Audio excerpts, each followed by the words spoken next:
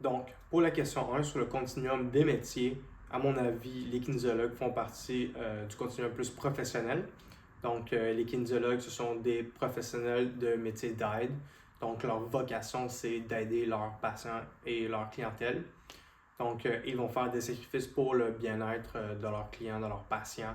Leur pratique est basée sur des données probantes et sur la sécurité et l'efficacité. Donc, par la suite, les kinésiologues ont pour but de guider et de transformer leurs patients pour qu'ils atteignent leur but et qu'éventuellement, ils soient capables de continuer de manière autonome. Et dans le fond, toutes ces caractéristiques-là découlent du professionnalisme civil. Pour répondre à la question 2, je pense que le métier de kinésiologue se situe entre les deux continuums, mais penche un peu plus vers l'aspect professionnel civil. Les avantages de ça, ce serait d'être capable d'adapter chaque traitement et intervention pour les individus spécifiquement en prenant compte des aspects éthiques et sociaux et de l'environnement de l'individu. Faire savoir preuve de notre jugement professionnel.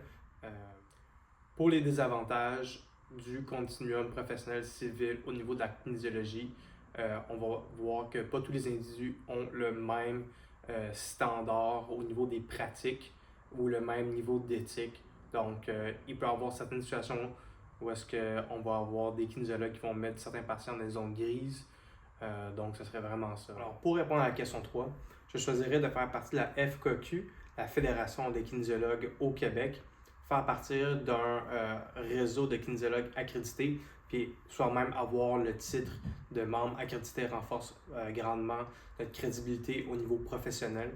Donc, je pense que ça va être un avantage compétitif quand ça va venir au milieu du travail. Ça nous permet aussi d'avoir accès aux dernières données scientifiques. Donc, sur le milieu du travail, encore une fois, ça va vraiment être bénéficiaire pour nos patients, nos clients. Donc, c'est pour ça que je choisirais celle-là. Pour les désavantages, il n'y en a pas énormément, mais les quelques-uns, ce serait les nombreux frais à payer, donc les frais annuels, les frais pour l'examen.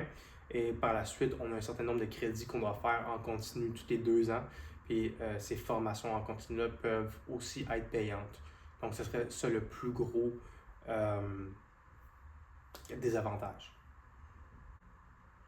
Pour terminer, la question numéro 3, pour les formations en continu qui m'interpellent, je choisirais de faire partie de la National Strength and Conditioning Association parce qu'ils ont des formations d'entraîneurs personnels spécialisés qui m'intéressent. Et donc, je pense que ça pourrait être bénéficiaire pour mes clients et pour moi-même pour approfondir mes connaissances.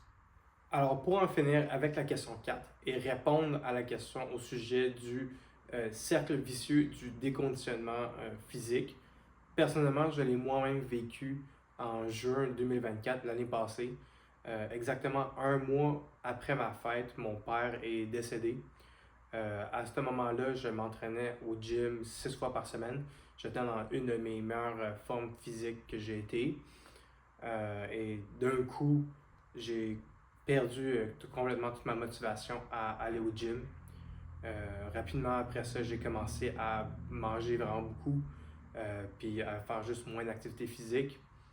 Ce qui fait que par la suite, je me sentais vraiment moins bien dans mon corps, puis j'avais un petit peu une perte de confiance et d'estime en moi parce que j'étais vraiment en shape. Et là, soudainement, je me reconnaissais plus vraiment. Je suis passé de 185 livres à 210, 212 livres, que j'ai été le plus pesant. Puis ensuite, quand je recommençais à essayer d'aller au gym, je me sentais vraiment moins bien. J'avais plus de difficultés à faire des exercices que dans le passé. J'avais aucun problème. Je pensais d'être capable de bencher 285 livres pour de multiples répétitions à soudainement avoir de la difficulté avec moins que 200 livres sur la barre. Donc, ça a vraiment affecté ma motivation à continuer à aller au gym. Et finalement, 2 mois après le décès de mon père, j'ai arrêté complètement d'aller au gym. Et après ça, j'ai repassé un autre 2 mois en arrêt complet, là. Donc, entre le décès de mon père et le temps que ça m'a pris à recommencer au gym, ça a pris un bon 4 mois. Donc, je peux définitivement comprendre les gens qui tombent dans ce cercle vicieux-là.